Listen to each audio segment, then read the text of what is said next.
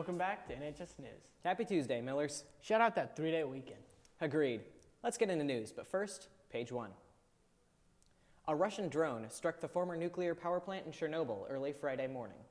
The drone hit the concrete shelter covering the plant's former 4th power unit. The strike caused a fire to break out, which was later extinguished. Ukrainian President Zelensky said the radiation levels around the plant have not increased, but Russian officials will be monitoring the situation. Now, let's see what's going on in NHS News.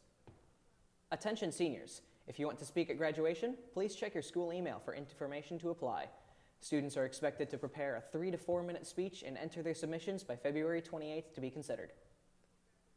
The NHS student government will be having a blood drive on Tuesday, February 25th in the Ox Gym. Register now through the QR code. Contact Mr. Voorhees if you have any questions. Earlier this week, footage emerged of a kayaker disappearing into the waters off the coast of southern Chile. Adrian Samanches was swallowed whole by a humpback whale. Miraculously, he emerged seconds later without suffering any major injuries. Samanches said when he was inside the 50-foot oceanic mammal, the texture felt slimy. Well, I'm glad I'm not that guy. Now, let's dive into some meetings. NHS Chair is having a call-out meeting on March 11th for the 2025 football season. It will be at 7 p.m. in the main cafeteria. Contact Abigail Ayers at her school email for more information. Students for Life will be meeting on Thursday, February 20th during Block 8. Make a pass for 225 to Mr. McCulley if you'd like to attend. Email Emma Duell if you have any questions. The Inclusive Youth Group will be meeting this Thursday during Block 8. Email or make a pass to Skyly Schaefer if you have any questions or wish to attend. That's all we have for news today. Let's toss it over to sports. But first, lunches and this week's weather.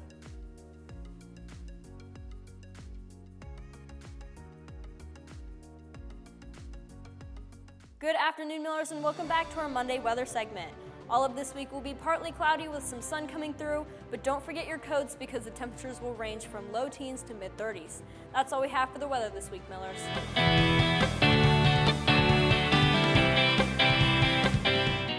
You might have seen the lightning and heard the thunder. Today we are talking about storms in February. Hello and welcome to Meteorology Monday. On a Tuesday! I'm Nick Schaefer and I teach meteorology, and I'm here to talk to you about why we had thunderstorms on February 5th. Thunderstorms are caused from warm, rising, unstable air. As you can see on the map, a large warm front moved in from the Gulf of Mexico. The heat was able to move north due to the break in the jet stream. The jet stream, which is usually a very long wind current high up in the atmosphere, has become more inconsistent this year due to a change in the ocean currents in the Pacific Ocean from a phenomenon known as La Nina. Here in the Midwest, this can lead to a clash of cold air coming down from Canada and warm air coming up from the Gulf of Mexico. When these air masses meet, the cold air forces the warm air up, causing a thunderstorm. We can expect more stormy weather this season due to La Nina.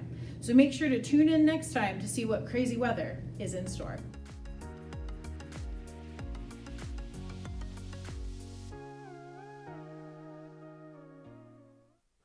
Welcome back to Sports, Millers. The best part of the day. Let's get into it.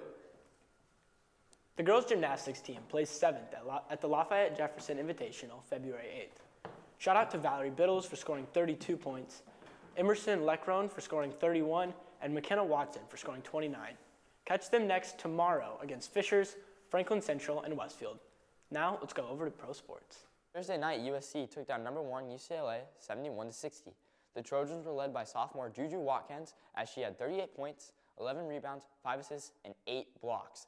The Trojans finished the game on a 22-8 run over the last 7 minutes. The Bruins were led by center Lauren Betts, who finished with 18 points. UCLA suffered their first loss this season, ending their 23-game win streak. I'm sure the Scouts are ready to tank. Now, let's see what's going on in sports tonight. Tonight, your Miller girls gymnastics team competes at the Gymnastics Company starting at 6:30. On Thursday, the boys swim and dive team competes in the IHSAA sectional prelims at Carmel starting at 5:30. On Friday, the boys wrestling team competes in session 1 of the IHSAA state finals in Cambridge Fieldhouse starting at 2.